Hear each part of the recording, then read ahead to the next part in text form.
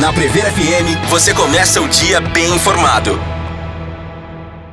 Entrevista.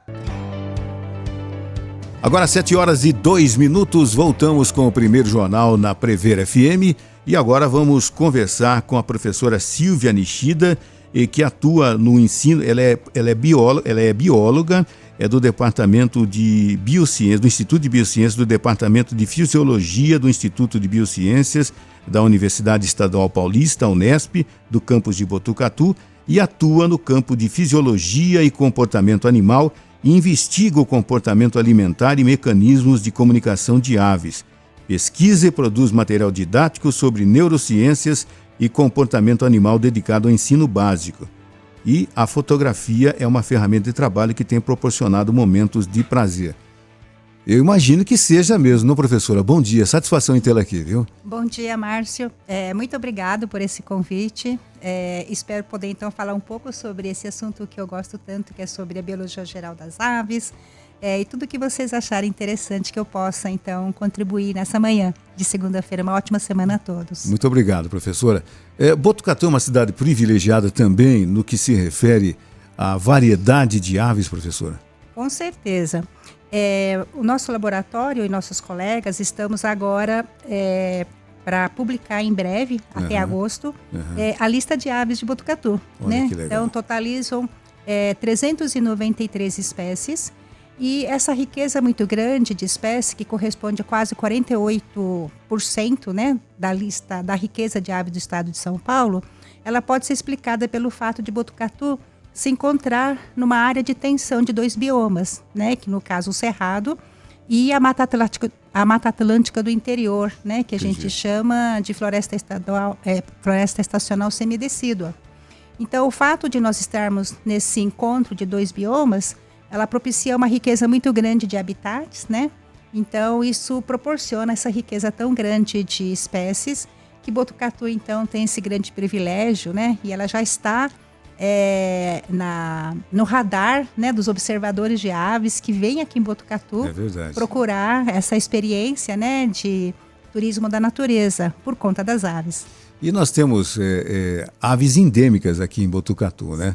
Várias delas, inclusive, que para vocês que saem para observar com a máquina na mão, com todo o silêncio necessário, quando conseguem essa foto, essa observação, é fantástico, né, professora? Com certeza. Márcio, então, uma espécie endêmica, né, não importa qual seja, significa que ela é típica do bioma, né, da região. Então, quando a gente encontra, por exemplo, o tec-tec, né, que é uma espécie endêmica da Mata Atlântica, então é uma alegria muito grande. Significa que a qualidade do habitat proporciona que ela esteja utilizando os recursos lá, né? Entendi. Então isso significa que é uma área muito interessante. O próprio Parque Natural Municipal Cachoeira da Marta, né? A gente pode encontrar o tec-tec lá, o barbudo rajado. Então tem pelo menos 3 espécies endêmicas, né, que a gente pode observar num parque municipal, né? Isso é muito bacana. Então, Botucatu, ela tem, né, essa grande vantagem. Nós temos áreas até bastante bem conservadas, né? Ela poderia ser mais, mas nós temos áreas bem conservadas. Então, a gente pode encontrar espécies, inclusive, não só endêmicas, mas até ameaçadas globalmente, né? Então, isso significa que se eu tenho espécie globalmente ameaçada numa determinada área, significa que aquela área ela é muito importante, né? Enquanto um hotspot da conservação. Então, Cerrado e Mata Atlântica são 2 hotspots da conservação da biodiversidade no planeta. Então, nós temos mais de 30 hotspots, Mata Atlântica e Cerrado, né? Fazem parte de 2 hotspots mundiais da biodiversidade. E Botucatu tem ambos, né? Ambos esses biomas. Privilégio, né? Muito privilégio, né? Daí a importância tão grande, né? Que devemos conservar todas as áreas, né? Ainda conservadas relativamente falando, porque hoje, né, nós temos as melhores áreas conservadas em propriedades particulares, né? Então, nós temos municipalmente, em termos públicos, 2 áreas áreas protegidas, né, legalmente, que é o fragmento de Cerrado, que é a Floresta Estadual de Botucatu, o Parque Municipal, né, que é uma unidade de conservação, e as propriedades particulares que precisam garantir, né, remanescentes aí de mata nativa. Então é ali que nós vamos encontrar também áreas conservadas, né, de Cerrado ou de Mata Atlântica em Botucatu. É costume de vocês conversarem com esses proprietários, né, dessas áreas, porque o importante, né, professora, é que esses proprietários tenham consciência da importância dessas terras que eles têm para a preservação desses biomas, né, para a preservação do meio ambiente, inclusive. Né? Sim. O que nós estamos muito felizes, né? Então, a Prefeitura de Botucatu, por meio do programa, ela se chama Botucatu Cidade Observadora de Aves, né? Uhum. Então, nesta gestão, eles viram essa potencialidade, né? E a secretária adjunta de Turismo, Roberta Solgaiar, lançou esse programa. Nós, da universidade, como vários outros observadores aqui de Botucatu, fazemos parte. E uma das coisas mais bacanas é que a gente já fazia esses estudos, né, de observação de aves e pudemos contribuir com... agora o termo hotspot significa outra coisa, né? Significa os pontos quentes para observação de aves. Então, o nosso trabalho, por exemplo, no Refúgio da Cuesta, que é uma propriedade particular, foi aberta para a gente fazer pesquisa e deu subsídios para mostrar que o local é um lugar muito interessante para observação de aves e entrou ano passado no programa da prefeitura. Entendi. Né? Então, os proprietários aí no caso, que são conservacionistas, ótimo, então, né? Então é um casal de advogados, né? Então eles hoje abraçam a causa e entendem o quanto a própria biodiversidade local ela pode ser atrativos, né? Do ponto de vista financeiro, por exemplo. Porque se alguém fica sabendo que tem uma borralhara lá, por exemplo, tem gente que pode querer vir na propriedade, né, vê-la, como já aconteceu com a pariri, que é o único lugar em Botucatu que eu conheço, por exemplo, que você pode ver a pariri ao vivo bem de pertinho, por exemplo, né? Eu não conheço a pariri, né? A gente não tem nem como colocar uma foto dela aí, de repente, da pariri. É uma pomba. Eu vou pesquisar, pomba. Eu vou até pesquisar. Pode entrar no Wikiaves. Tá. Né? Wikiaves.com e escrever pariri. Tá, vou procurar agora. Ela é endêmica? Não, ela não é endêmica, mas ela é rara. É ameaçada, inclusive? Não. Também não. O que acontece com os observadores de aves, alguns são aqueles que fazem coleção, que é nem figurinha. Ah, entendi. Então, no Brasil, nós temos 1971 espécies de aves, no Brasil inteiro, né? Catalogadas. E muita gente viaja para observar aves, né? Então, por exemplo, aqui em Botucatu, além da pariri, tem o papamoscas do campo, que está globalmente ameaçada, né? Entendi. Que ela vive lá nesse fragmento de cerrado, na floresta se estadual. É essa aqui na tela. Isso, pronto. Essa é a pariri. Tá aí a pariri, gente. E se você colocar o perfil dentro do Google, acho que fica mais fácil, colocar perfil Botucatu, vai aparecer toda a lista de aves da cidade que está nessa plataforma, que é incrível. Então, quem quiser conhecer, né? Uma plataforma gratuita, você pode criar seu próprio perfil e contribuir com a ciência cidadã, né? De observação de aves e registro de aves. E é para o Brasil inteiro. Então, a pariri, por exemplo, tem um lugar específico nessa propriedade particular, que foi um achado, né? Então, Foi uma coincidência, inclusive, achar ela lá? Sim, foi uma coincidência, né? E é muito bacana porque... a partir do momento que os proprietários descobrem a riqueza, não só de aves, mas de mamíferos, né? Inclusive da própria flora, ali se torna um local muito interessante, não só para a própria contemplação, né? Mas entender o significado, né? Dessa biodiversidade que nós temos aqui. E nós temos muitas propriedades, entre elas a RPPN agora, Recanto dos Olhos d'Água, que é a primeira RPPN, uma reserva natural de patrimônio natural particular. É a primeira de Botucatu. Interessante. E então aí no caso a Graziella, ela e a família dela resolveu que uma parte da propriedade ela vai ser conservada permanentemente, porque não pode ser mais alterada por nenhuma razão, né? Então nós estamos fazendo um levantamento de avifauna lá. Em 3 meses nós já chegamos a 130 espécies de aves, né? Então, inclusive há espécies muito interessantes. E a proprietária também tem uma adesão a essa perspectiva conservacionista, né? E a gente tem trabalhado, inclusive, para proporcionar subsídios sobre a riqueza de espécies de aves lá. Então, a gente tem essa parceria dos proprietários, né? de Botucatu têm sido assim, incríveis, né? Aberto portas. A Fazenda Santa Cândida também é uma outra propriedade particular que abriu. Nós tivemos uma passarinhada lá que foi sensacional. Então, eu acho que nós estamos criando uma rede, né, de proprietários que também desejam conhecer e, ao mesmo tempo, compartilhar. Isso tem sido bem bacana. Ellen? De que forma a população botucatuense pode colaborar para a conservação dessas aves que estão provenientes aqui da região e que muitas vezes podem ser algumas espécies ameaçadas até de extinção, né? Tem alguma forma que a população pode colaborar? Eu acho que a primeira coisa é tendo uma área na sua propriedade, é deixar ela naturalmente protegida, né? Isso, protegida, sem devastar. Sem intervenção nenhuma. Isso, sem intervenção. Olha que incrível, não fazer nada, né? É isso. Ou simplesmente, na medida em que, por exemplo, a educação ambiental, ele é uma outra ferramenta muito importante nas escolas, e é isso que a gente faz, né? Eu coordeno um projeto chamado Passarinhando, e esse projeto da universidade tem justamente essa finalidade, ir nas escolas, né?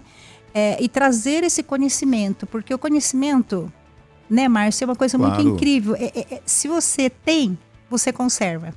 Se você desconhece, você ignora. É como se nada estivesse. Não só conserva, professora, mas passa adiante, inclusive, né? Que é fundamental, né? E o que é muito bonito, Márcio, lá na Escola Hernani Donato, né, onde o professor Vinícius esteve aqui da última vez, então nós atuamos em parceria com a escola, com 4º e 5º anos, com a professora Roseli.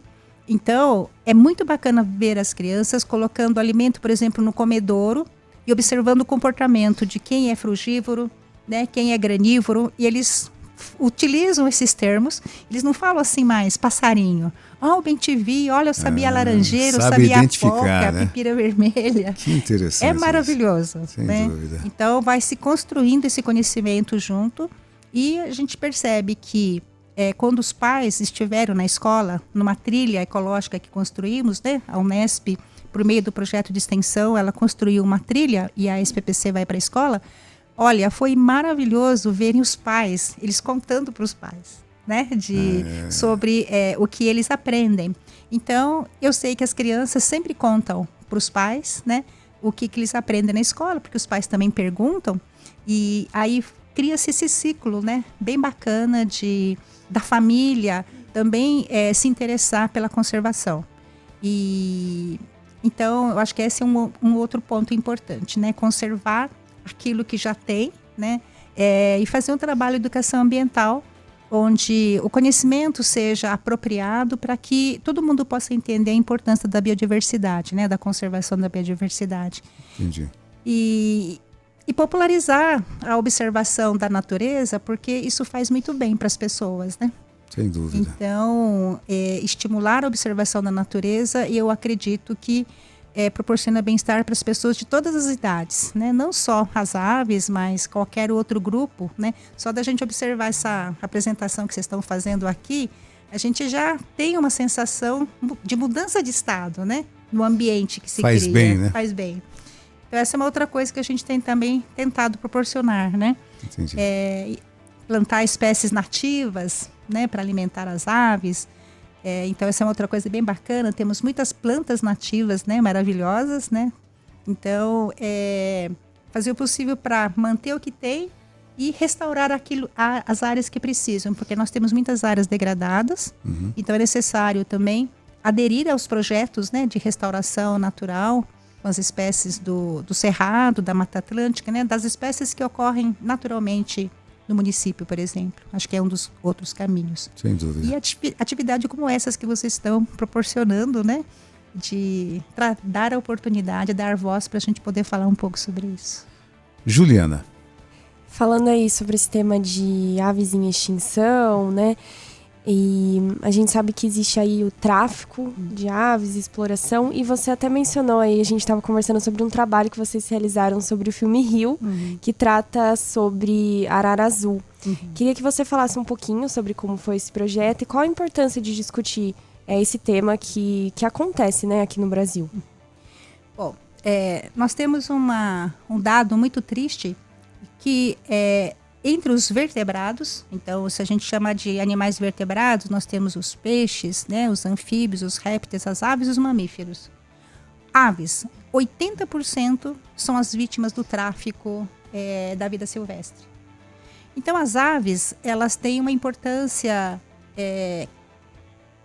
que encanta as pessoas pelo canto delas, né? Então, por exemplo, hoje a criação, por exemplo, de aves canoras, ela é legal, né? Então tem toda uma possibilidade de você ter aves canoras. No entanto, infelizmente, a gente tem aquelas pessoas que não seguem a lei, né?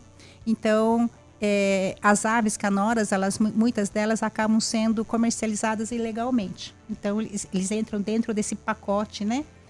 De espécies que acabam até sendo traficadas, porque são coletadas na natureza e em vez de comprar de proprietários, né, de produtores autorizados, acabam tirando da natureza. E toda planta, todo animal da natureza pertence ao Estado, né? Então, se você subtrai, significa que você está cometendo um crime ambiental, né? Então, nós vamos encontrar entre as aves canoras e as aves que são muito interessantes, como os papagaios, né, as araras, que imitam a voz humana e tem uma plumagem maravilhosa. Então, eles acabam agregando muito valor. Então, esse é um outro grupo de aves, né, que são vítimas também do tráfico. Então, 80% de todos os animais que passam pelo comércio ilegal, as aves é o principal grupo. Recentemente, né, a gente viu esse cenário que até popularizou bastante essa questão do tráfico da vida silvestre, que é o caso da ararinha azul, né? Nós temos várias araras azuis, mas é a ararinha azul, que hoje, infelizmente, ela está extinta na natureza. Você não vai ver exemplares vivos na natureza, você só vai ver em cativeiro, né? Então, existe todo um programa que o ICMBio hoje ele está tentando devolver para a natureza, mas ainda nós não temos uma história de sucesso, né? Estamos torcendo, mas nós não temos uma história ainda confirmando que a soltura tenha dado origem a uma população natural. E esse filme, né, ele trouxe então bastante essa história onde o Blue, né, que é o personagem principal, ele foi criado em cativeiro e ele, entre aspas, não conhecia, né, como voar, né, como obter alimento na natureza.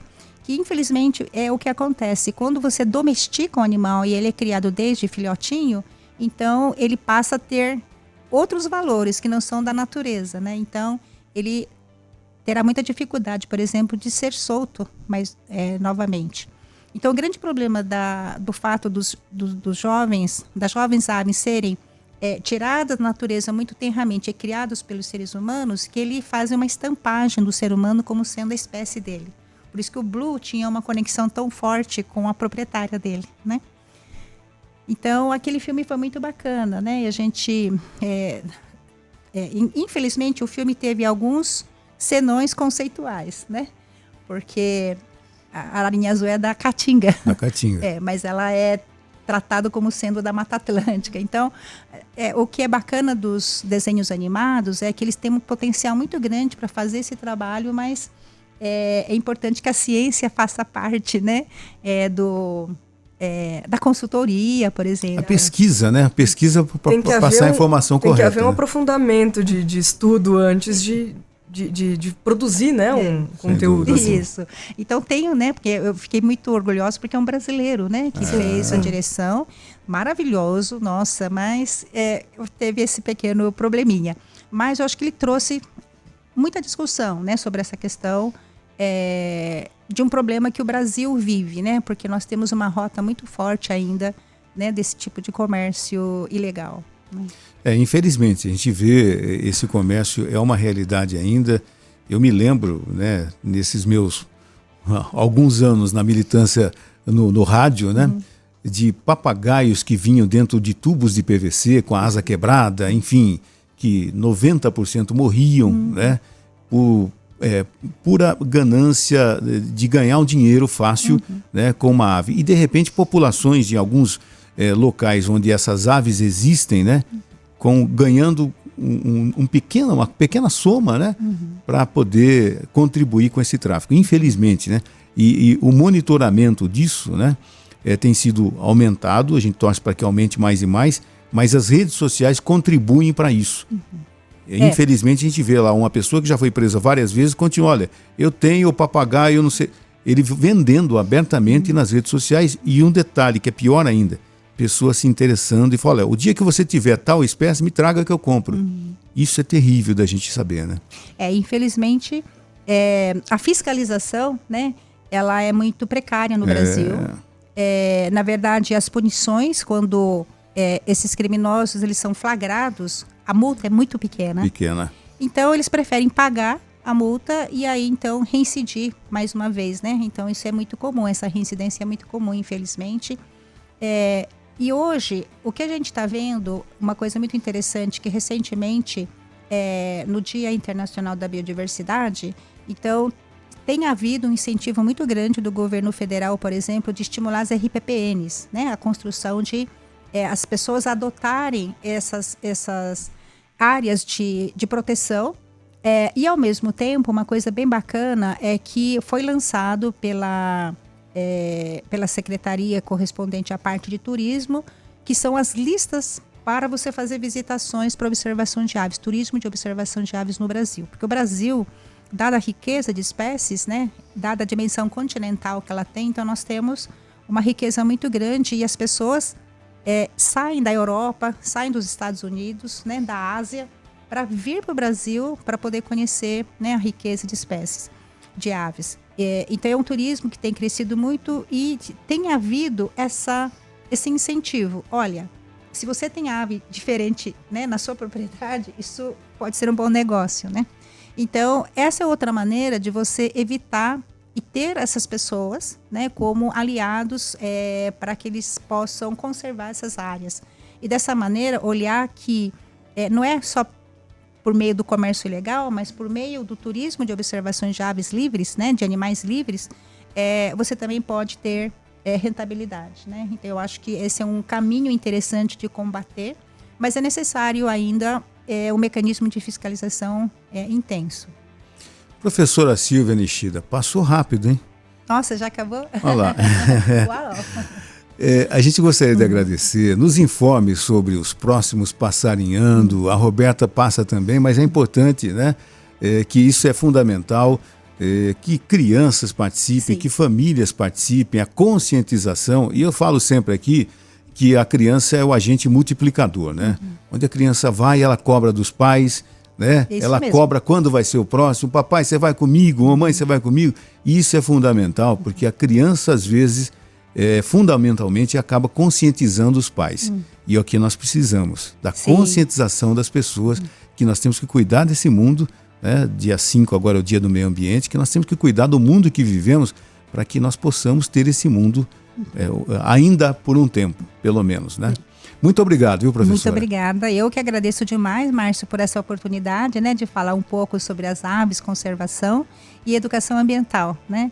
E espero que as pessoas tenham gostado. Estamos à disposição para quem quiser entrar em contato com a gente e perguntar. Estaremos sempre à disposição. Como as pessoas que estão escutando aqui essa entrevista podem estar acompanhando aí nas redes sociais? Muito obrigada pela pergunta. Então, o Passarinhando, nós temos nas redes sociais Passarinhando Botucatu. Então, nós estamos vinculados ao Instituto de Biociência da Unesp, né? Nós temos um canal também no YouTube que tem o mesmo nome, Passarinhando. E estamos assim, sob demanda, caso vocês queiram entrar em contato com a gente, é só nos procurar pelas redes sociais, né? Entrar em contato, que a gente pode fazer alguma atividade, como a gente vai fazer agora em julho, num curso de férias. Estamos sempre na Hernani Donato, né? Também no Colégio Embraer, e estamos à disposição da população, né? Que é isso que é a finalidade do projeto de extensão, que é cumprir com essa função social da universidade pública. Tá certo, professora. Muito obrigado, bom dia, viu? Muito obrigada. Uma ótima semana para todos. Preve FM.